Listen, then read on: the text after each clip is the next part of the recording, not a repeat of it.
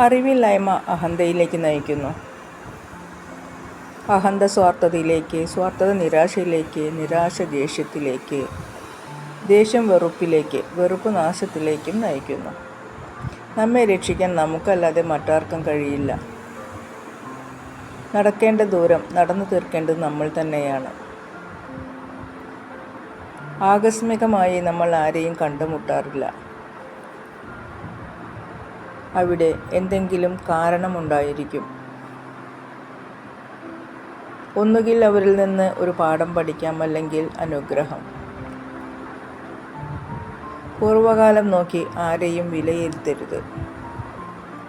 മനുഷ്യൻ പഠിക്കും, മനുഷ്യർ മാറും, മാറിക്കൊണ്ടേയിരിക്കും. ഒരു വ്യക്തി 3 ഭാഷകൾ കൈകാര്യം ചെയ്യും.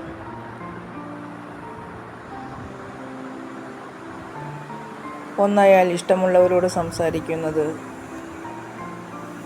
മറ്റൊന്ന് കാണുന്നവരോട് സംസാരിക്കുന്നത്, വേറൊന്ന് സ്വയത്തോട് തന്നെ സംസാരിക്കുന്നത്. ഒരുപാട് സ്നേഹത്തോടെ എല്ലാവർക്കും ശുഭരാത്രി. Good night.